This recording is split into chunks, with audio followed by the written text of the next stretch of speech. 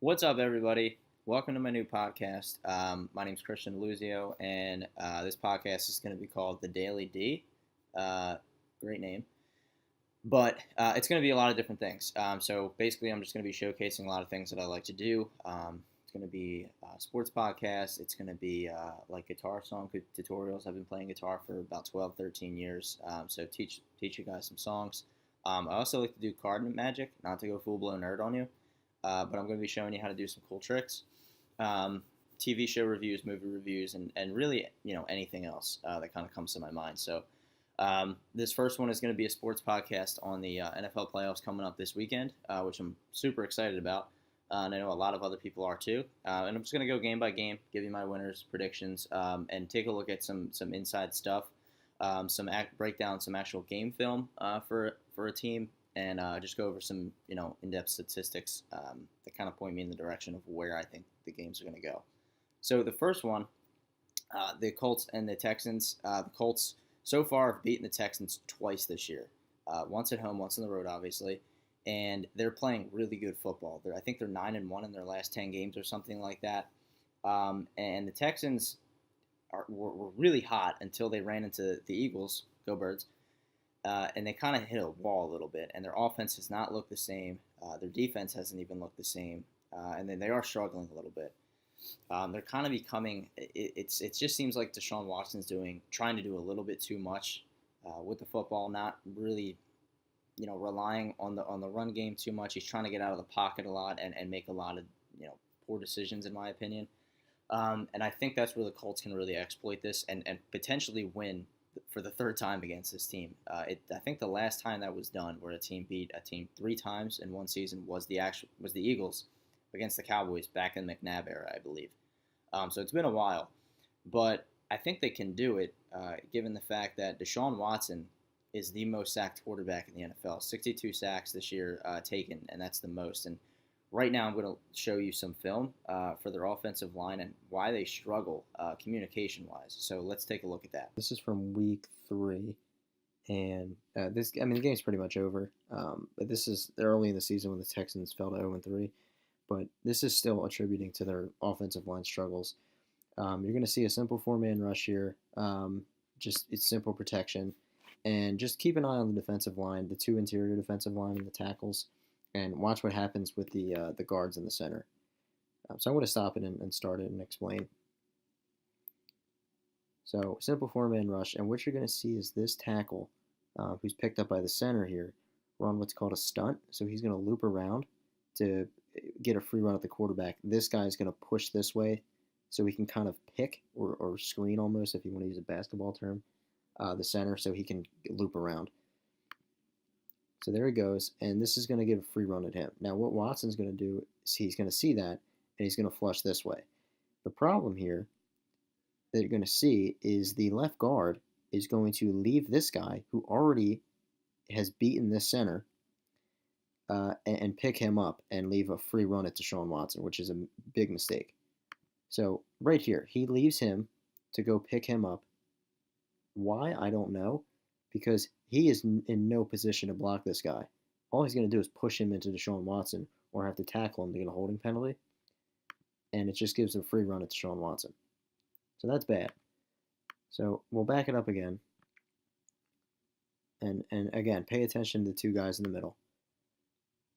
So simple rush. There's the stunt. And there's the double team, if you want to call it.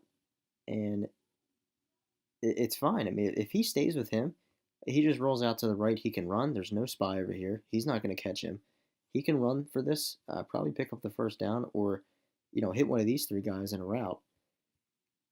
But that doesn't happen, and he just leaves him for whatever reason, knowing this guy's not blocking him at all, and just says, "Okay, go get a sack," and that's exactly what he does. It's just bad communication, and just I'm sure that, they see something. If I can see it, I'm sure they can see it. Here's another one, and this is later in the season now. Let's get rid of that. This is later in the season. When they were 8-3, this is on their 8-game win streak. They do win this game, but again, simple four-man rush.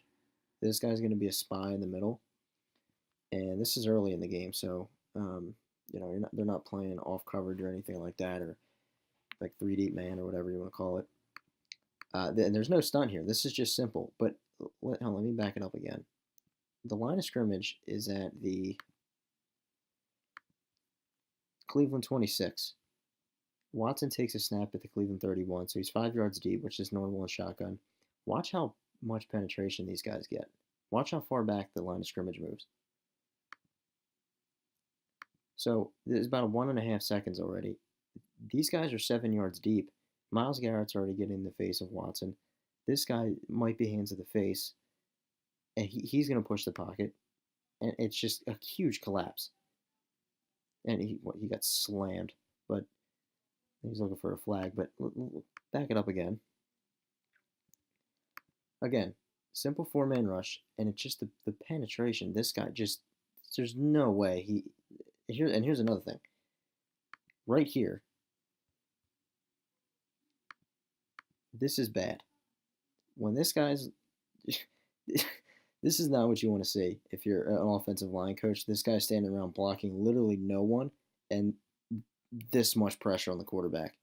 It's just not good. And again, there's nowhere to go with the football. I mean, if he checks us down, whatever. But these guys are here to make the tackle, and it's just again poor offensive line play.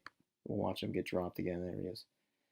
But it's just that's just bad, and that's just I don't know if it's miscommunication up front. I don't know if it's just they're just getting blown off the ball, but it's something that the Colts can certainly exploit in this game and force him to turn the football over and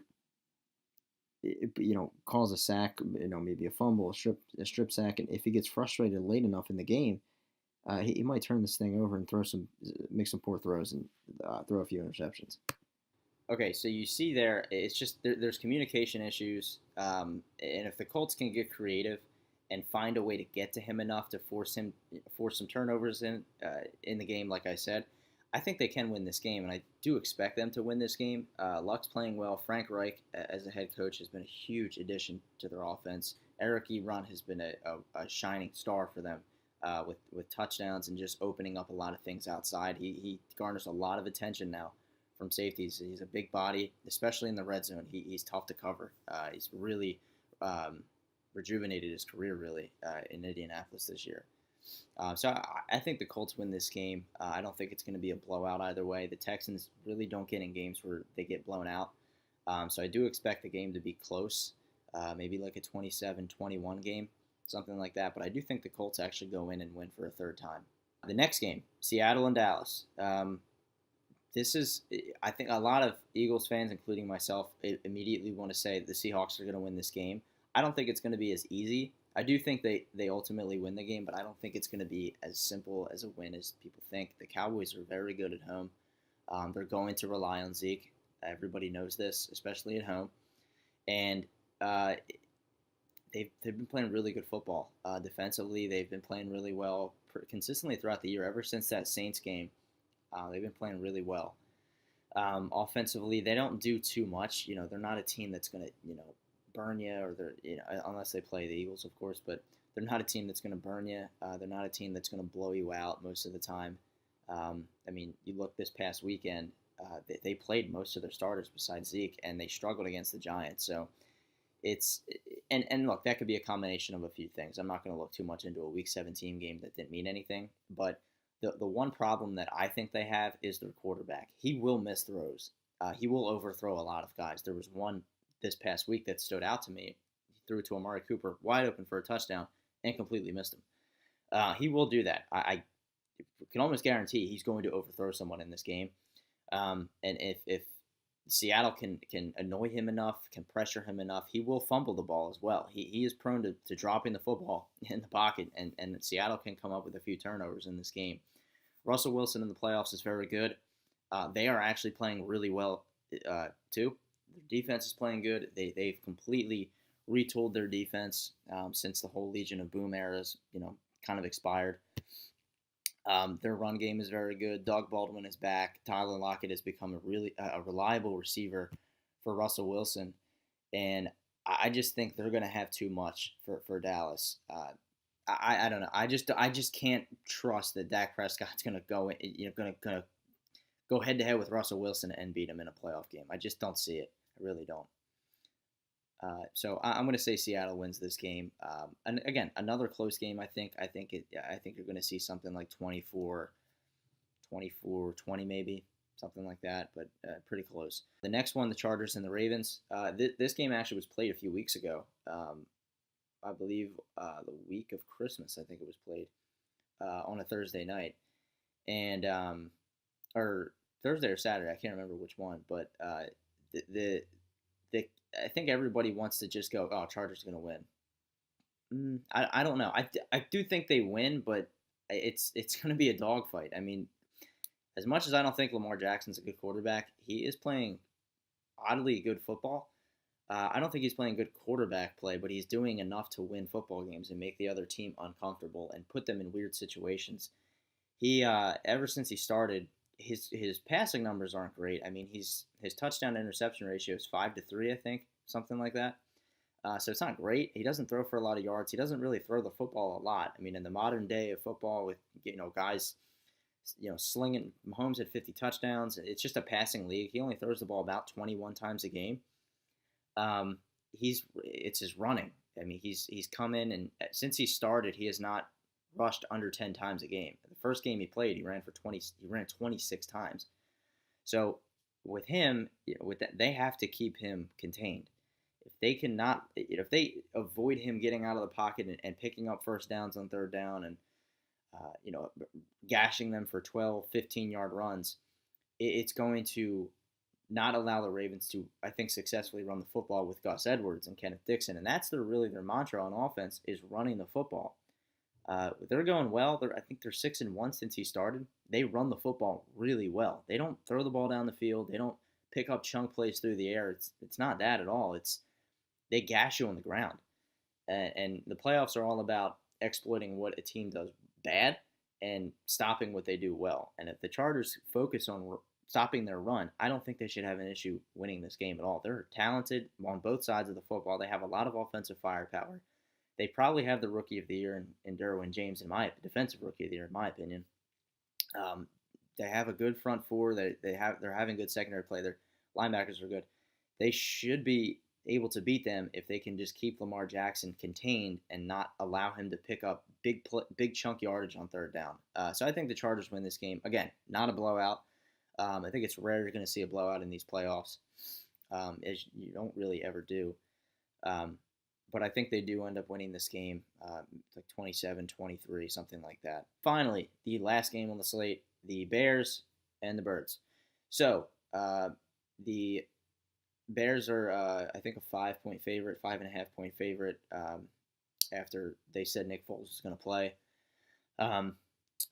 This is not going to be a game that is going to put up a lot of points. There's just no way. I don't see it. The Bears' offense does not have a lot of firepower. The Eagles' offense against this defense, I don't really trust Nick Foles too much outside in cold weather as he's going to get in Chicago. But the one area where I think the Eagles do succeed in this game, and I think ultimately ends up helping them win this game in a tight one, like 17-13 or something, is one, their defense is playing really well. I know they don't have a lot of experience back in the secondary with LeBlanc and the Sullivan and Avonte Maddox, but they are playing well. And it's mainly because their front four is getting to the quarterback. Fletcher Cox has been dominant. The Bears' offensive line has been dominant. So this is where I'm saying I don't think you're going to see the game sway one way or another too much. I think the momentum kind of stays in the middle, and I think you're going to see a defensive battle, somewhat of a sloppy game almost. But where the Eagles, I think, will succeed, like I said, is on their offensive line. Against Aaron Donald, they gave up no sacks. Against J.J. Watt, they gave up no sacks. Their offensive line has been playing really well. They communicate really well, and they're going up against Khalil Mack, who arguably could be the defensive player of the year in talks with Aaron Donald. I think it's going to be Aaron Donald, but they're going up against him. And the Bears don't like to blitz too much. They rush four a lot, and I think the Eagles can handle it very well. They've proven it in big games that they have handled pass rushers very well. If they can keep Nick Foles upright, it's weird, but he's going to make plays. It's very odd at this time of year. It happened last year. they kept him upright. He made a lot of plays. They get the ball down the field with him in the game. I don't know what it is. I don't know why. Doug Peterson just seems like a more comfortable play caller when Nick Foles is in the game. He likes to stretch the field and get it down the field. They don't look robotic on offense. It's odd, but it works.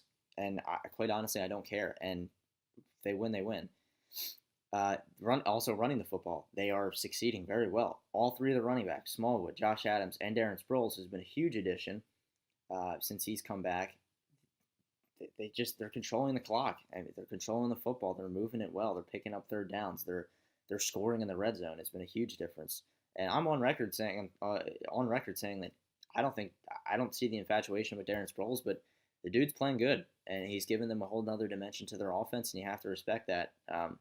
And quite honestly, I can't possibly trust Mitch Trubisky to just win a game. I can't. In the playoffs, it comes down to your quarterback and your defense, and the Bears have a defense, but I don't really have a lot of trust in their quarterback. So I do think the Eagles win this game 17-13. I think then they go into New Orleans, and we'll talk about that next week.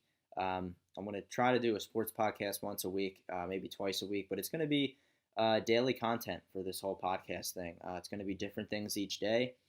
Follow me on Twitter, which is going to pop up here at the bottom. Follow me on Instagram, which is going to pop up here at the bottom. I'll also have these in the bio and the link, or the description below. So take a look at that. Follow me. Subscribe to the channel. If you enjoy it, great. If you want to hear some stuff, or you want to have an idea, if you want me to do a certain review or a certain song, just comment, DM me on Twitter, whatever you got to do. But this is going to be daily stuff. I hope you guys enjoy it. And again, the winners from this week, I think Indianapolis, Seattle, the Chargers, and the Eagles win. 3 road winners potentially for me. So hope you guys enjoyed it. Hope you maybe learned something from that film breakdown too, which was pretty cool. But yeah, I'll see you next time.